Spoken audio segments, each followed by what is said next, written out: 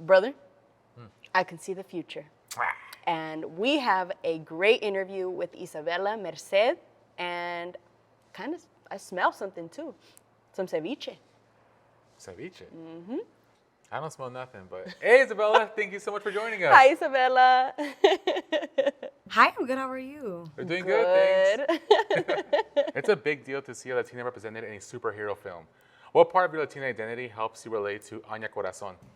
I feel like I truly related to her on many surface level aspects off the page. Right off the page, I noticed that we were very similar. We both love math because we love puzzles. We love things making sense, and we love a sense of control in a world that makes no sense. And she's also very independent. She has a lot of pressure on her at a young age. Being in this industry so young, I also felt that pressure. Mind you, I put myself in that position to feel that pressure, but some people can't help but want to excel. And that's how I view Anya. She is that way. But also, I have to consider why she is that way. It's her immigrant mentality. She obviously wants to be okay, but she needs to be the best at everything in order to be okay and safe in America and stay there. I understand her. And what do you see in the other characters that you believe empower women of all backgrounds? I thank you for asking this. I think, starting with, I'm looking at Sydney Sweeney's face right now on the poster. I think Sydney Sweeney, who plays Julia Cornwall, which is her family given name, she starts off extremely timid and maybe a little bit uncomfortable in her own body. I think a lot of girls experience that when we're transitioning like from a girl to a woman. There's a lot of like confusion and there's a lot of discomfort. And I think she represents that, and she also represents finding yourself and coming to your own.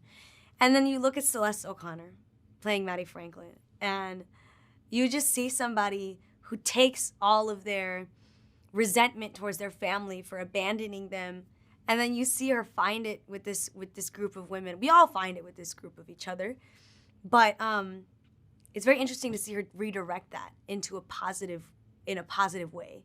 And you see her become more disciplined and channel that anger into fighting the bad in the world and saving the love for her family. And I think that's really sweet. Okay, I got a tough one for you. Mm-hmm. What themes from the movie about superpower and friendship do you think are super important for today's generation? We are living in a society. We're living in a society where independence is valued far more than community. It's being marketed that way. It's being sold to us that being solo and saying you got here solo and accomplished everything you had solo is a trend. And people think it's a flex. I don't think it's a flex because I know whoever says that is going to bed alone and lonely at night. Because a real human being that is a human being truly needs a community. We all need a community. I think the main lesson in this is not only community and chosen family, but it's also showing the importance of women having a space where we can be women with other women. I know there's a lot of women's there, but you know what I mean. Like, it's so important for us to have those influences in our life because let's face it, women are very intuitive. We're very emotional. We're very we just know. We just know things about each other that I don't think we could ever explain to men. And that's okay. They have their strengths too. And we just have to ask, how does Peruvian ceviche compare to Mexican ceviche? Ooh, and where can we get some bomb ceviche? I feel like they're totally different. I feel like Peruvian and Mexican ceviche are so different, and I'm okay with that because maybe one day I'm craving Mexican ceviche. Maybe one day I'm craving Peruvian. Usually, most days I'm craving Peruvian. I'm a little bit biased. However, the best ceviche... Mami, ¿cómo se llama ese lugar? No, yo no tengo mi celu. ¿Cómo se llama? Sorry, my mom's here. It's all good. Oh, Ceviche Stop.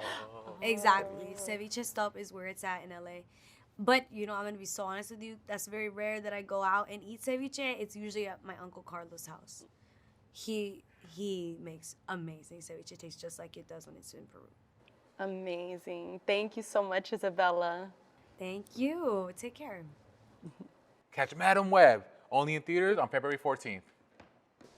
Yeah.